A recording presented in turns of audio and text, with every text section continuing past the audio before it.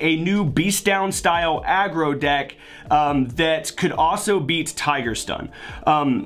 The reason why I don't like Tiger Stun is because Wang Hu, for one, is only 1700 attack. You can't play Mystic Swordsman with Wang Hu because Mystic Swordsman will blow itself up. Mystic Swordsman is better against a Gravekeeper Spy because Blade Knight is ineffective against Spy, and a Blade Knight can clog. There's a lot of different reasons why I don't like Tiger Stun. Plus, playing 3 Judgment and a skill drain and all that stuff, you will drain your life points and you will lose due to the low life points, especially against other aggro decks, which is part of the theory in this deck, taking advantage of Tiger Stun, playing a Solemn Judgment and stuff to just let them kill themselves, and you're playing more monsters and you're playing bigger monsters. I mean, you don't even care about BLS or anything. I mean, if you play this deck right, you don't care about much. So once again, I wanted to create a better aggro deck that could not only beat Tiger Stun, be better than Tiger Stun, but still be able to beat Chaos and, of course, Goats and anything else consistently, because you want to win, right? You want to create the best deck in Goats. That's the point of Goat format at this point, because we know all the cards. I mean, we know the whole card pool. So I'm going to be explaining this deck profile, my theories behind each card, why I chose each card, and why I call this deck BB&J, Better Beatdown with Jars. Another name I came up for this deck was Blindly Loyal Beatdown, but let's get started with this deck profile, guys. 3 Blindly Loyal Goblin. So the theory behind this card is that it cannot be souped and it's 1800 attack. So it's big on attack, cannot be souped because it has 1500 defense, and control of this card cannot switch, and it's a warrior, so it's roto searchable. You want to start with this monster because you don't have to set a dust behind it to protect it, so you don't fear Snatch Steal. If they're playing Monarchs, you just have an auto win, and you also have an auto win if they're playing regular Goats. I have beat Goat players just with one of these bad boys. Flat out, or 2 of them. And the reason why is because, like, a lot of people will play Ashura Priest and stuff to kill the Goats, and Ashura Priest will stay off the field, so you don't really care about Thousand Eyes Restrict. Imagine not caring if they have Goat tokens or Thousand Eyes out and being able to summon anyways. It is fantastic. I mean, because if they have the Goats out, right, or if they, like, battle phase Goats and you kill a Goat, and even if they have the meta, and this is your only monster, you don't care. You just don't care. And let's just say they have Sook and the meta, okay? They're gonna have to Sook this, and then meta and suck this up with Thousand Eyes, and their Thousand Eyes is gonna have 0 attack. So it puts them behind, and they just, yeah. This card is the card, in my opinion. Like, it is the best standalone monster. Once again, it's nice having a starter monster, like a DD Assailant or other type monster that you don't have to set a dust behind. It just stays. Your dust you use to, like, in-phase their back row, so you can just dig into them, and I play 3 dust in this deck, spoiler alert. Dust is just too good. 3 Mystic Swordsman, okay? The reason why is because I'm not playing Wang Hu in this deck, and Mystic Swordsman is a way better card than Blade Knight. And if you're not playing Wang Hu, why aren't you playing Mystic Swordsman? Gravekeeper Spy is a pain in the dick. 2k defense is a pain in the dick. Like, I started playing, like, Smash. I'm siding Smashing Ground. I was maining Smashing Ground for a long time because of Spy and the Chaos Monsters and stuff like that. Not to mention, if they are being cheeky and playing, like, DD Assailant or anything, just, like, smash it, just instantly get rid of it. But 3 Mystic Swordsman, it gets rid of anything, and it's roto searchable. Anything, and it can't even be, like, bottomless or, like, any of that crap. So the worst that happens is it gets Saku'd or Mirror Force, but you got them to waste a Saku. And you have so many other flip killers in this deck, you don't care if it dies, you want this to be Saku bait, that's what I'm saying. You guys are gonna see the spells I'm playing and be like, what the hell, bro? But more flip killers, I do play 2 Blade Knight. The reason why is because I want to open 2 flip killers every hand. Every hand. I want to open up at least 1. Ideally, most hands you want to open up a 2. This deck does that. Does it efficiently, and that's what the second Blade Knight's for. I had 1 Blade Knight, second Blade Knight really, like, mathematically, like, started to round it out. Blade Knight, getting to that 2k attack really helps. Having a warrior searchable 2k attack, like a warrior, like a roto searchable berserk gorilla, essentially, that kills flips, is fantastic. Only 2 though, because it will clog. It will clog, especially because I'm playing a higher monster count than a typical Tiger Stun decks. And then the last 2 warriors, Warrior Lady and Exile Force. Warrior Lady gets rid of literally anything, including Sangan, which Sangan can be a pain in the dick, as you all know. And then Exiled Force, I use it on flips a lot, but you can also use it on anything. But, like, if Exiled Force was at 3, I'd be playing 3 of this, and I wouldn't be playing, I don't know, this Mystic Swordsman trash. Let's put it that way. Like, Exiled Force is just, like, it's probably the best warrior. I mean, it's a 1, and it even gets under skill drain because it, like, tributes itself. It's the best card. You guys are gonna think I'm crazy for this next one. Regenerating Mummy, okay? So once again, it's got the same stats as Blindly Loyal Goblin. I cut the water engine because I got tired of Abyss Soldier like staying in my hand. Like it would be stuck in my hand a lot because I wouldn't have a water for it, and I would just like I would eventually like begrudgingly summon it all the time just to have a monster and know that they would want to get rid of it because it's Abyss Soldier. And I just got so sick of that. I'm like, you know what, if Abyss Soldier's sitting in my hand, I would rather it be Regenerating Mummy. And I hate losing to a Delinquent Duo. I hate losing the Duo, okay? Like, this lets you never lose to Duo, and I also play a Serpent, so like you have like all this Duo proofing, and plus Chaos players like to play card destruction these days, and you just plus off their card destruction. It's fantastic, big brain stuff. And then the last two monsters of the deck, Breaker and Sangan, because that's pretty self-explanatory. Sangan searches basically the whole deck. It'll search, you know, all your Mystic Swordsmen, it'll search your Exile, it'll search your Warrior Lady, and it'll search your Serpent. Rounds out the deck. I mean, Sangan I like to keep on the board and just keep stabbing my opponent. It's fantastic. Breaker is very advantageous in this deck because I'm playing Compulse. I'm playing 3 Compulse, and like it's amazing going like, okay, Breaker effect back row, and it's a Dust, and then I'll have a Compulse back here, and I'll Compulse the Breaker, and it's like normal summon it back out or something. I don't know. it's really good. And you just get like a lot of advantage with Compulse and Breaker. It's one of my favorite combos in the deck. But moving on here, 2 Rhoda to round out the monsters, so bring it up to 18 monsters technically, you know, because you know Rhoda search, and then draw cards. Pot of Greed, Graceful Charity. You guys are gonna be like, where's your Delinquent Duo? I had to cut Delinquent Duo for room. I got tired of paying 1,000 life points, and I got tired of helping out Chaos decks. You guys would be like, what the fuck you cut? I got tired of helping out Chaos decks, okay? I don't like paying life points. I don't like helping out a deck that I want to beat. That's all you should have to know, okay? Plus, this card is way better, all right? Mind Control. People forget this can take a face down, all right? You take down their face down Spy even, flip it. They don't get the effect. You really like to take their face and Decoichis and Dark Mimics and all that stuff so you can get their effects. Yeah, you can take their Decoichis, flip it, draw, and just go in on them, okay? This card is the card. People, like, this is why I didn't want to show this deck. I was like, Mind Control, me and Brady, he's in the room with me right now, me and Brady tested this card so much. Brady's my camera guy. We tested this card so much, we were just like, this is the card. As soon as, like, after that last tournament, I got my ass kicked so bad, I was like, no more Solemn Judgment, no more this and that. I took what I learned from that last tournament, applied it to this deck profile, and I wouldn't change anything. I love playing this deck. Like, some cards we change, but we change them right back. Mind Control is a staple now, not only for flips, but of course you could take their Chaos monsters and like make them banish themselves. This was also kind of like a replacement for Smashing Ground because of that. Because this has dual use. It could take a flip or get rid of a Chaos monster, you see? So you weren't reliant on Knock or Smashing Ground. You got one card that'll out both. I don't know why I didn't think of it earlier. Seriously, Mind Control at 3 in an aggro deck. I don't know why no one else hasn't thought of this. Anyways.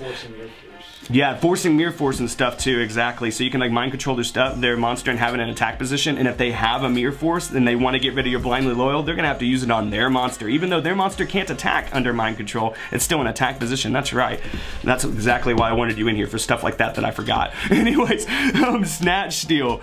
Snatch Steal is one of the best spells in the game, because if you know what you're doing, it's a +1 every single time. Every single time. Last spell, MST. You guys will be like, why aren't you playing Heavy Storm? Because good players never set 2 anyways. Like, we've talked about this before. MST is a better card, and like, honestly, I like 3 Dust Tornado. I love in-phasing with Dust Tornado and getting their back row and staying ahead in advantage. Especially, people forget about Dust Feather effect to set another card. Always use that effect, okay? In particular for Compulses and Jars. Always use this for Compulses and Jars, because you can like have a jar and a dust set, right? And have another jar in hand, dust their back row, and then you have like double jar. And stuff like just stupid crap like that. And if they heavy you just go plus because you go Jar Jar. I love opening up Jar Greed. You want to open up like Blindly Loyal, any flip killer, at least one of them, a Jar of Greed and a Dust Tornado. It's unfair. It's unfair. And that's another thing about Jar of Greed that I like. If for whatever reason, if you don't get a flip out between the Rhoda and everything else, you're gonna draw it, or you're gonna be able, at the bare minimum, compulse it. If you know it's a Faith or something, just compulse that bitch. 2 Sakuretsu armor because this deck needed some defense. Went through a lot of different cards, even played like Scapegoats in this deck at one point. Scapegoats clogs with Blade Knights. You guys are also going to ask about Book of Moon to combo with Mystic Swordsman. I like Compulse better. I like monsters being off the board. This is an aggressive deck. I don't want those monsters to be on the board. I don't want them face down. I want them gone. I want your life points to 0. That's all it comes down to. Sakuretsu armor, like one of these could be a torrential. Just because I don't like Scapegoats and I don't like too many Gravekeeper Spies. You want to kill Spy with a Swordsman if you can, ideally, because or Exiled Force or Warrior Lady.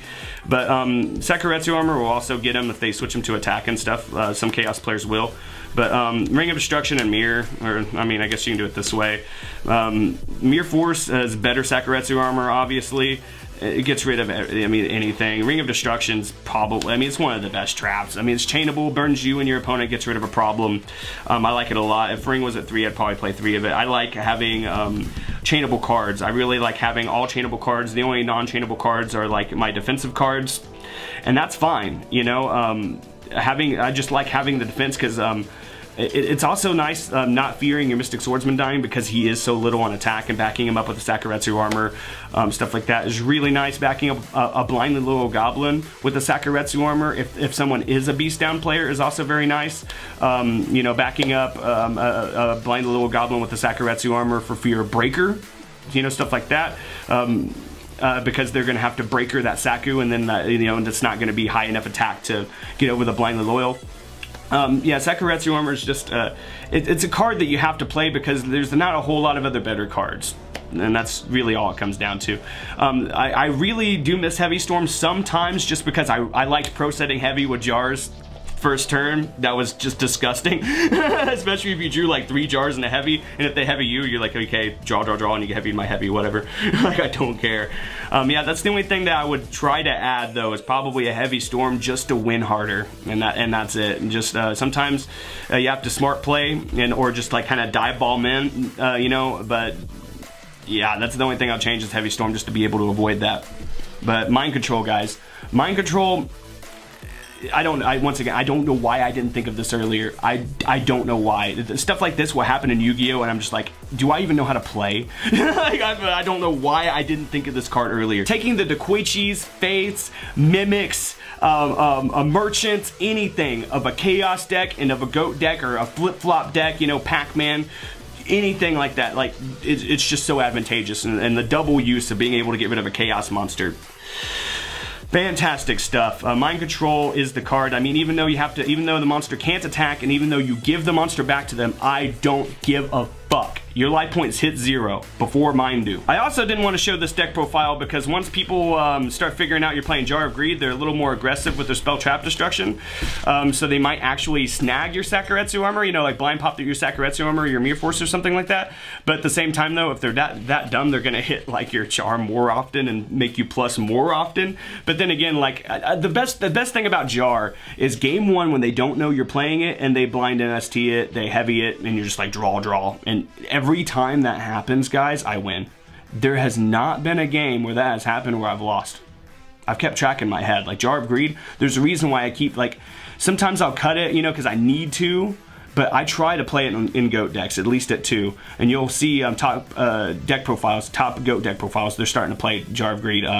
Shout out to Sam. Sam thought of Jar of Greed before anybody. Shout out to Brady for helping me test Mind Control. And shout out to James for hosting the great GOAT tournaments, you know, down in Texas for me to go down and be able to test this crap. All right, guys, so the side deck is pretty straightforward. I like consistency in my decks. That's why I play aggro, you know, Beastdown, you know, just beat down decks and GOATs. In the first place is because I don't like breaking with Chaos Monsters, Thunder Dragons, metas, or anything. I like beating you and your bricky ass shit. I don't like playing Monarchs and, you know, having too many Monarchs in hand to, you know, not be able to summon anything. I don't like any of that. I don't like clogginess in my GOAT decks or in my decks, period. So I always try to play a Warrior Engine in my GOAT decks, and honestly, like the Mind Control, being able to take their Dequaichis, so you're taking their consistency and adding it to your deck. Oh, it's so good. But the side deck though, 3 Kaiku, you guys would be like, wait, Chaos Killer, you know, but like, why don't you main decking the Kaiku? Because this is Sook food. It's 1800 attack, but he's 1,000, no, not even 1,000 defense, he's 700 defense. Yeah, see, like, he's Sook food. That's why I don't main him. I try to main all monsters that can't be sooked. Like, if you notice, like, the 6 main monsters that you want to summon and beat down with are 1800, 1500. I just don't like Tsukiyomi. Like, I like Tsukiyomi. I've played it in, you know, previous you know, incarnations of this deck, but I don't like my monsters getting eaten up by Tsukiyomi. Tsukiyomi's a good card, guys. 3 Smashing Ground. So if you think they're gonna put in Decree, or if you're playing against a Beastdown deck, I don't know, if you're playing against Burn even, that plays like anything that plays a Big Shield Gardna, play this because you're gonna win. Or like I said earlier, this used to be in the main deck because of Gravekeeper Spy, but then I just started getting better and didn't need to main deck it. But yeah, you can main deck this. Actually, me and Brady built a more pure Beastdown deck where this is still main decked.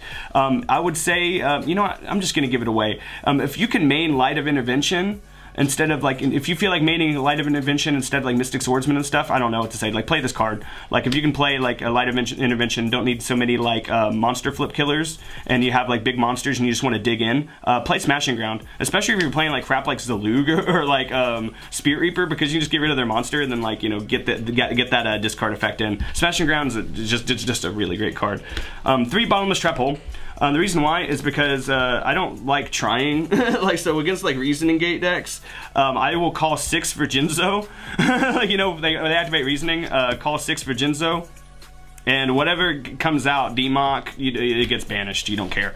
That's. I mean, the only better card against Reasoning Gate decks, in my opinion, is Curse Seal, the Forbidden Spell, or one of the only better cards that I know about is Curse Seal, the Forbidden Spell, just because you make it to where they can't activate another Reasoning or Monster Gate. You know, those are, and it gets all, you know, all the copies from the deck. But I just play Bottomless because it's simple, and it also has a double use of being useful against skill drain decks and other beatdown decks. Like, just anything they get out over 15, just bottomless.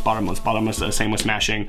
You know, Kaiku, you can side against Chaos, you can side against Reasoning Gate, you can side against Kaiku against a lot of different decks. I'll also put in Kaiku against other beatdown decks just to have another 18. Like, I'll take out like Mystic Swordsman or whatever and put in another 18, just have another 18 in you know, the beatdown mirror match and still win because I'm playing better cards.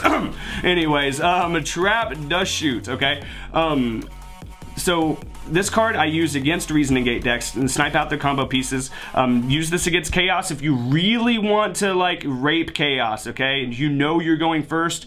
Play 3 of this, get their Thunder Dragon out of their hand, get their BLS out of their hand, get their, I don't care, just get whatever you want out of their hand. You also get that hand knowledge because you see their hand, you know if they had Mirror Force or not, and you know if they have Torrential or not. Trap Dust Shoot, fantastic card. I just don't main this anymore. There was a point in the past where I mained it, and that was when I was just playing really aggressive. But any long game that I got into, like, you hate this card. You hate it, especially like when I was playing maining this back in the day. It was in Beastdown, which forced the top decking war, and they would never have enough cards in hand for this to activate in the top decking war. So I was just like dead drawing this. So I dropped this card in the main a long time ago because late game it sucks. Early game though, just it's really good. It's really good. If you know you're going first, yeah, play all 3 of that. And then the last card on the side, Royal Decree, because I don't like losing to Burn. You can actually side Des Wombat as well if you don't like Burn, because it's a monster. You know what I mean? Like, there's some good Burn decks out there, good Burn players out there. But Decree gets them because they'll play like 3 Drain, or you know what I mean, and all like Secret Barrel and Just Desserts, you know, and all those things. Decree will get them. You play Decree against any trap heavy deck. Like, I will play Decree against any Spirit deck that's trying to, or anybody being cheeky playing like Widespread Ruin or any of that. Any deck that's playing more traps than me, but like doesn't have the quite the power I do or whatever. I will take out my traps, put in my Decrees and my Smashing Grounds. Like, it's stuff like that. It's pretty gross. Plus, like, I like to keep a Jar in with Decree because you just activate Jar, draw cards, and then activate Decree. It's chainable. I like just chainable traps with Decree is a plus. You want to side Decree in any deck that you can in Goats, guys, because you don't want to lose to Burn. it's just not a good time. And Decree is the best card against burn and the best card against a lot of different decks. And yeah, that's the whole thing. That is the whole thing. You know, once again, shout out to Brady who's in here, who helped me test this a lot. I'm sorry if you guys think I'm crazy for cutting Heavy Storm and Delinquent Duo, but I wanted more consistent cards. There's like, you guys will see why I cut Duo. The first time you activate Duo, pay 1,000 life points and discard their light in their grave for them, or you know, or whatever. Like, a Delinquent Duo does hurt because losing a card is inherently, you know, losing a card, but I just, look guys, I would rather that Delinquent Duo be a guaranteed flip out or something than, you know, have a random guess at their hand, especially like especially if I haven't seen Serpent yet or anything. And plus, another thing is Delinquent Duo is terrible against Night Assailant, and they are all maining Night Assailant now. Night Assailant's fantastic. I mean, I'm playing Night Assailant in my Chaos deck, and I'm also playing the tech I need to show you guys that people aren't playing in their Chaos decks. But anyways, I hope you guys enjoyed this video. I have just been really trying to get creative and build a better beatdown deck using that Beastdown strategy, top deck war strategy, but trying to use